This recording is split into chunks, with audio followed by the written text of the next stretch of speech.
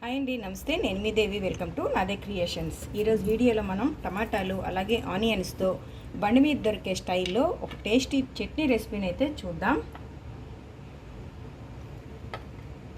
ఈ చట్నీ అయితే చాలా బాగుంటుందండి. మంచి టేస్ట్తో మనకి ఇడ్లీకైనా ఉతప్పమైనా అలాగే ఉప్మా అయినా కూడా చాలా బాగుంటుంది.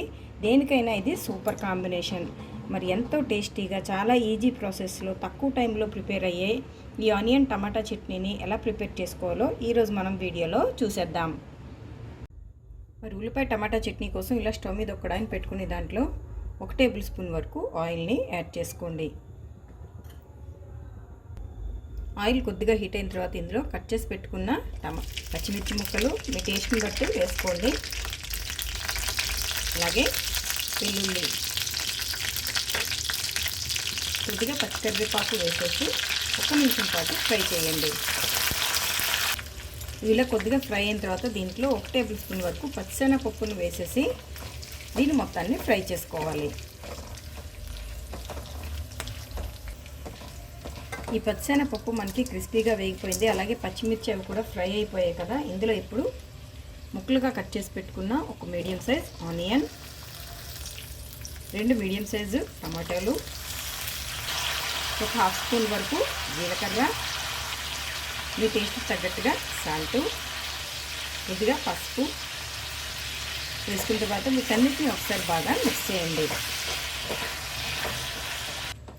వీటన్నిటిని ఇలా మిక్స్ చేసుకున్న తర్వాత మూత పెట్టకుండా ఒక 5 మినిట్స్ పాటు వీటిని ఇలాగా ఫ్రై చేయండి. మనం మూత పెట్టి ఉడికించాల్సిన అవసరం లేదు. ఒక 5 మినిట్స్ దీంట్లో పచ్చివాసన పోయేంత వరకు ఇలా ఫ్రై చేసుకుంటే చాలు. ఒక 5 మినిట్స్ అయితే మనకి ఇలాగా ట్రాన్స్పరెంట్గా తయారవుతాయి కదా. ఇప్పుడు ఈ ముక్కల్లో చిన్న నిమ్మకాయ సైజు అంత చింతపండు నుంచి తీసిన రసాన్ని వేసేసుకొని ఒకసారి బాగా కలిపేసుకోండి. ఈ చింతపండు రసం మనకు ఒక మరుగు రావాలి. ఇలా మనకి చింతపండు రసం మరుగుతుంది కదా. ఇప్పుడు స్టవ్ ఆఫ్ చేసుకొని దీన్ని కంప్లీట్గా కూల్ అవనివ్వాలి.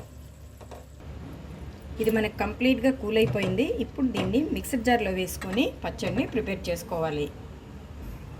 అంతేనండి, మనకి బండి మీద దొరికే ఉల్లి టమాటా చట్నీ రెడీ అయిపోయింది. ఇప్పుడు దీన్ని తాలింపు పెట్టుకుందాం. ఇలా స్టవ్ మీద కడాయి వేడైన తర్వాత దాంట్లో 1 టేబుల్ స్పూన్ ఆయిల్ని యాడ్ చేసుకుని అది కొద్దిగా వేడెక్కనివ్వాలి. ఇది కొద్దిగా వేడెక్కిన తర్వాత ఇందులో తాలింపు గింజలు అంటే మినపప్పు, ఆవాలు, జీలకర్ర వేసేసి 1 నిమిషం ఈ పప్పు అంతా ఎర్రగా అయ్యేంత వరకు ఫ్రై చేయండి. ఈ పప్పులు మనకి ఎర్రగా ఫ్రై అయిన తర్వాత ఇందులో తుంచి పెట్టుకున్న 2 ఎండుమిర్చి అలాగే కొద్దిగా పచ్చికరివేపాకు వేసేసి స్టవ్ని ఆఫ్ చేసేసుకుందాం. ఇప్పుడు ఈ తాలింపుని పచ్చడిలో మిక్స్ చేసేసుకోవడమే.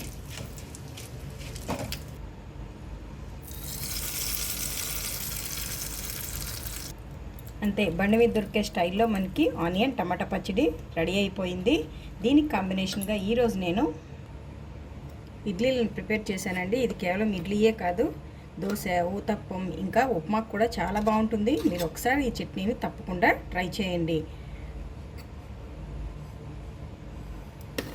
ఏంటి ఫ్రెండ్స్, ఈ చట్నీ రెసిపీ మీకు నచ్చిందా?